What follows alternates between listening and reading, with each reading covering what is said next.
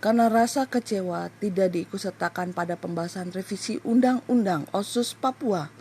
Oleh karena itu, Majelis Rakyat Papua dan Majelis Rakyat Papua Barat pada Kamis siang 17 Juni 2021 mengajukan permohonan sengketa kewenangan lembaga negara ke Mahkamah Konstitusi RI dengan tujuan menggugat pasal 77 Undang-Undang Nomor 21 Tahun 2001. Kehadiran Undang-Undang 21 tahun 2001 tentang otonomi khusus bagi Provinsi Papua ini dilatar belakangi oleh lahirnya TAP MPR nomor 4 tahun 2000 yang merekomendasikan adanya otonomi khusus bagi Provinsi Aceh dan Provinsi Papua. Kira-kira seperti itu. Jadi dasarnya itu adalah ada aspirasi masyarakat melalui putusan Majelis Pemusyawaratan Rakyat dalam perubahan keduanya, putusan Majelis MPR RI nomor 4 tahun 2000 itu merekomendasikan untuk segera dibentuk daerah otonomi khusus bagi Aceh dan bagi Papua. Itu dasar kedaulatan rakyatnya di situ. Waktu itu MPR masih ada, ya, kira-kira seperti itu. Jadi mereka bersidang, mereka putuskan. Jadi satu-satunya undang-undang tentang daerah yang lahir dari hasil kesepakatan kedaulatan rakyat waktu itu melalui rapat majelis pemusyawaratan rakyat adalah dua undang-undang ini. Satu undang-undang tentang Aceh, satu undang-undang tentang Papua. Jadi waktu itu kan memang ada aspirasi rakyat Papua yang bertemu Habibie waktu itu meminta supaya meninjau ulang yaitu posisi Papua atau Irian Jaya waktu itu dalam Negara Kesatuan Republik Indonesia. 100 tokoh yang bertemu di istana itu, akhirnya Presiden Habibie waktu itu meminta mereka pulang untuk merenung ulang. Aspirasi itu sudah disampaikan ke Presiden, dan Presiden Habibie mengatakan kamu berpikir ulang dulu, pulang dulu, jangan emosional, jangan terburu-buru. Nah, dari pembicaraan politik itu adalah ditemukanlah konsensus politik. Oke, mereka tidak merdeka, tapi mereka diberikan yang namanya otonomi khusus Papua. Ya, dari pembicaraan Pak Habibie tahun 99 2000 itu lahirlah dalam MPR waktu itu, sidang MPR lahirlah TAP MPR ini.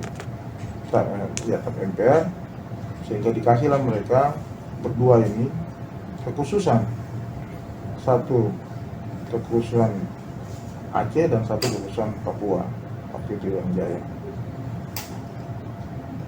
Setelah itu lahirlah Undang-Undang OSUS ini. Undang-Undang OSUS ini setelah ada keputusan MPR-nya, MPR segera memerintahkan untuk pemerintah dan DPR untuk menindaklanjuti rekomendasi itu, lahirlah Undang-Undang Nomor 21 Tahun 2001 tentang OSUS bagi Provinsi Papua.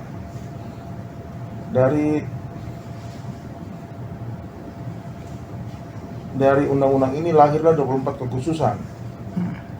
Ya, banyak kekhususannya, ada 24. Tapi yang baru jalan adalah 4. Satu, pembentukan lembaga MRP. Itu kekhususan pertama yang sudah dilaksanakan. MRP sebagai representasi kultural masyarakat Papua.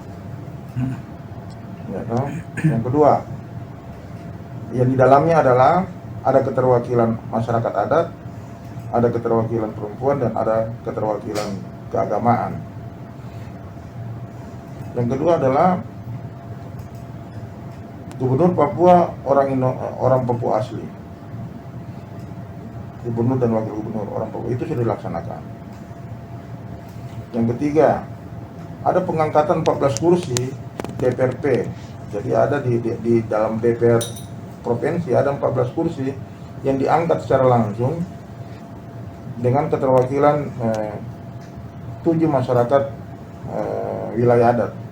Untuk Papua Barat 2, untuk Papua Induk 5 wilayah masyarakat adat. Jadi total semua 7.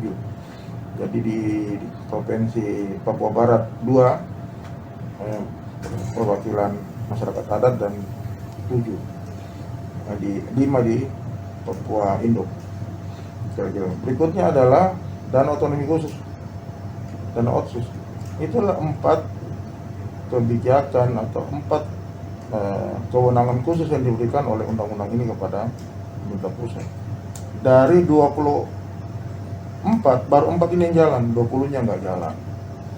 Sehingga ketika undang-undang otsus ini berakhir 20 tahun, terdapat 3 usulan terhadap perubahan ini. 1, pertama adalah apakah undang-undang ini tetap otomatis berlaku saja? Atau opsi pertama itu, setelah mau berakhir ini ada opsi.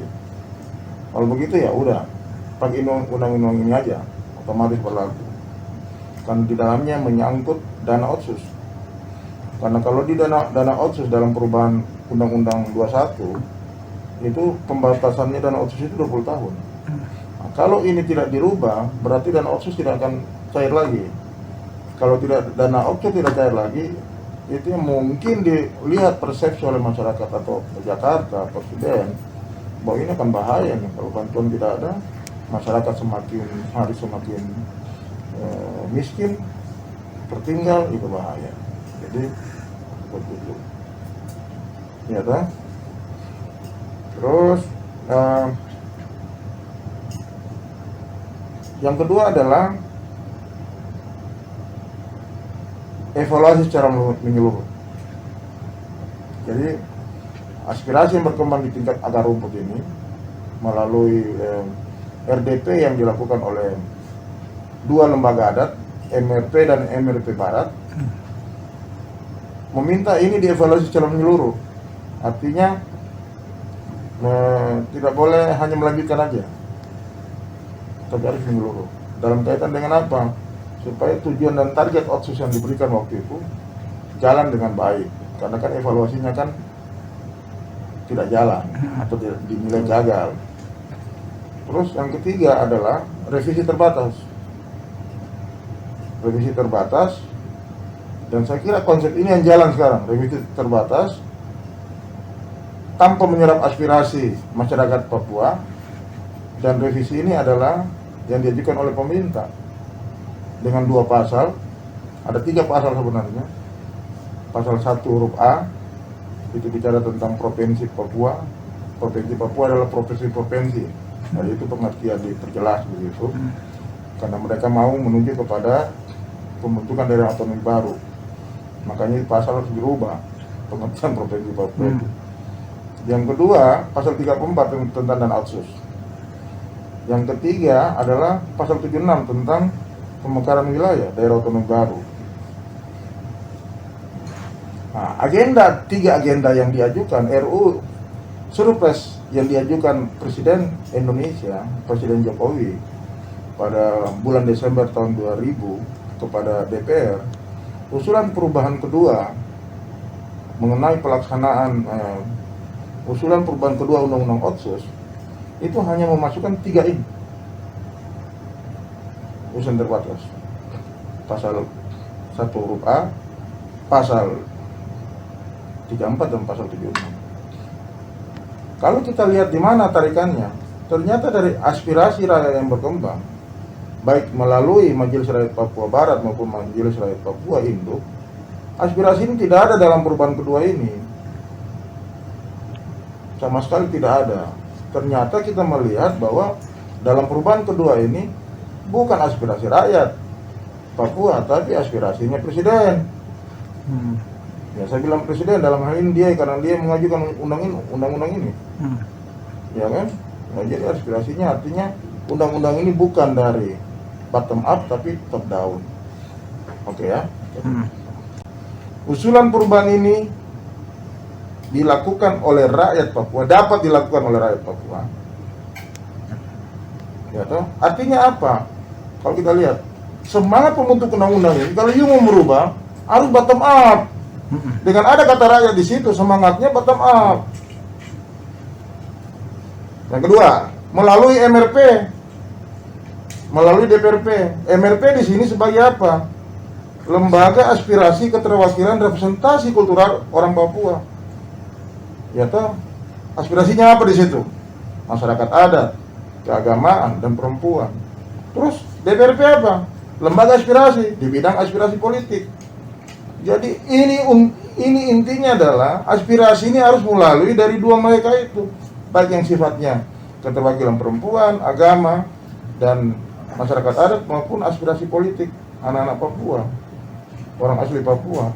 Jadi tidak bisa presiden serta-merta mengusulkan undang-undang ini, apalagi ini undang-undang bukan undang-undang misalnya hanya untuk 1 tahun. Ini evaluasi terakhir 20 tahun. Jadi sebaiknya memang menurut undang-undang ini, bahwa undang-undang ini semangatnya oleh pembentuk undang-undang waktu itu harus sungguh-sungguh memperhatikan aspirasi akar rumput. Mulai dari rakyat, nanti MRP buat yang namanya rapat dengan pendapat, presiden buat DPR buat begitu juga, ditampung aspirasinya, diserahkan kepada presiden pemerintah karena mau adakan perubahan undang-undang. Nah, nantilah presiden yang merancang undang-undang itu, kalau ini inisiatif dari pemerintah yang membuat draftnya, silakan. Tapi aspirasi itu harus menggambarkan usulan rakyat. Kalau sama sekali dalam draft kedua yang dibahas di pansus DPR sekarang ini sama sekali tidak melihat tanda-tanda bahwa itu aspirasi rakyat, tapi aspirasi negara, pemerintah pusat, artinya dia mengkhianati undang-undang Otsus ini. Jadi usulan perubahan yang diajukan oleh presiden adalah pengkhianatan terhadap undang-undang Otsus itu sendiri. Begitu. Yang kedua, di situ ada kata dapat, ya. Dapat dilakukan. Dapat dilakukan itu artinya bahwa ini haknya dia, dapat dilakukan. Artinya kalau dapat di situ, artinya bisa dia lakukan, bisa dia tidak lakukan. Iya kan? Iya, maknanya, Pak. Iya, makna kata dapat, frasa dapat di situ harus dimaknai bahwa itu hak dan kewenangan dia. Bisa diajukan, bisa tidak. Persoalannya sekarang dia mau ajukan, tapi dihalang-halangi. Dapat kita lihat dalam usulan itu tidak ada aspirasi anak Papua, yang itu adalah aspirasi orang Jakarta. Kan dapat di sini dimaknai oleh Undang-Undang Dasar ini bahwa dia punya hak. Terus apakah presiden tidak punya hak sesuai dengan pasal 5 dalam masalah ini? Dalam pasal ini berarti kata dapat diusulkan itu tidak berarti bahwa presiden bisa mengusulkan tanpa melibatkan aspirasi anak-anak Papua. Kenapa? Dengan adanya pasal ini ada pengecualian terhadap pasal 5. Di pasal 5 dikatakan bahwa presiden dapat mengajukan rancangan undang-undang. Oke. Itu untuk pemerintah, untuk DPR pasal 20. DPR adalah pembentuk undang-undang. Ya toh? Di pasal 21A bahwa DPR bisa mengusulkan, anggota dewan bisa mengusulkan hak inisiatif DPR. Artinya bahwa kalau ini khusus untuk pasal itu, ini khusus untuk DPR dan MPR. Ya, tugasnya dia di situ.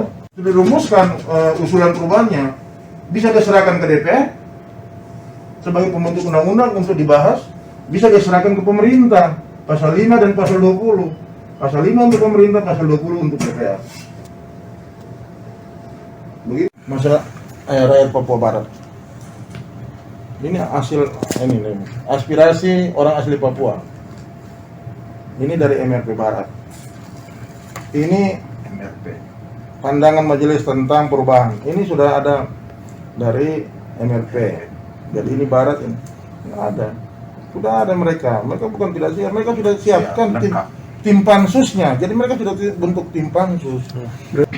Kita berharap bahwa pemerintah Jokowi setelah ada gugatan Mahkamah Konstitusi, ya toh, mempertimbangkan ulang, karena undang-undang itu kan harus adil. Artinya kalau dia tidak adil, bisa bermufakat juga. Dia bertentangan dengan ini, itu menjadi masalah nanti. Yang kedua, dia harus bermanfaat. Untuk apa kau paksakan undang-undang ini kalau nanti akhirnya jadi kontraproduktif? Dia belum bicara materi, dia masih bicara proses, dia sudah nggak percaya. Gua nggak percaya kalau undang-undang itu sudah tidak percaya oleh rakyatnya sendiri. Kira-kira ada gunanya nggak undang-undang itu? Tidak efektif. Ya kan tidak efektif. Yang ketiga, harus memberikan kepastian hukum. Siapa sebenarnya yang punya hak untuk mengajukan undang-undang ini? Ini harus ditafsirkan oleh MK, makanya kita masuk ke MK untuk ditafsirkan supaya ke depan nanti ada kepastian. Iya toh, ada kepastian. Apakah kalau misalnya pemerintah juga bisa mengusulkan, berarti bukan undang-undang otsus lagi. Sudah umum. Begitu loh. Kalau pemerintah juga ditafsirkan oleh MK juga bisa, berarti sudah undang-undang umum. Supaya mereka juga berpikir ulang lagi. Oh, kita ditipu. Kan begitu. Kan begitu, Pak. Nah, iya kan? Jadi kita ajukan itu supaya mempertegas kepastian hukumnya, supaya anak-anak juga, udah. Kalau kau juga bisa sendiri, ya udah jalan. Iya kan? Nah, inilah kenapa mereka maju ke Mahkamah Konstitusi untuk itu. Untuk menunjukkan kepada bangsa ini, adekku semua dua orang ini, bahwa anak Papua itu setia dengan negara ini. Bahwa ada satu dua orang yang tetap berpikir lain itu biasa, karena ini ada sejarah panjang juga. Untuk meyakinkan semua harus ikut juga tidak mudah di tingkat akar rumput. Tetapi pemimpinnya menunjukkan hari ini bahwa mengajarkan kita bahwa dia berjuang melalui konstitusi. Jadi tidak perlu lagi ditafsir lain bahwa anak-anak ini mau merdeka. Ditafsir lain anak-anak ini membangkang dengan pemerintah pusat. Tapi mereka pakai jalur konstitusional untuk supaya apa? Mendapatkan keadilan dan ada kepastian. Keadilan maksudnya ya, kau sudah kasih ke kita. Otsus itu konsensus nasional, Pak. Dan pasal 77 ini menurut saya pembentuk undang-undang mengunci di sini supaya apa? Ini konsensus. Supaya undang-undang ini jangan sembarang dirubah. Kenapa dia harus kata oleh rakyat provinsi? Kenapa dia tidak langsung dapat dilakukan melalui MRP dan DPP? Kenapa dia harus pakai kata rakyat di situ? Itu artinya dikunci. Jadi aspirasi rakyat itu harus bagian dari perubahan undang-undang itu. Sepanjang itu tidak menjadi bagian perubahan dan melalui mekanisme MRP dan DPP, kita menganggap bahwa itu sudah undang-undang umum. Jadi pemerintah sendiri mengangkangi undang-undang dasar ini. Pemerintah sendiri tidak menghargai dan menghormati undang-undang dasar. Saya kira begitu. Dan oleh karena itu kita tetap berharap ke depan Presiden bisa berpikir ulang dan bisa memanggil dia punya staf semua, dan saya kira bisa berkonsultasi dengan pimpinan DPR karena masih ada proses yang belum kita jalani. Kita tarik dulu, bisa kan panggil MRP-nya dan DPRP-nya, mana kau punya pikiran-pikiran? Ya kan? Kira-kira begitu.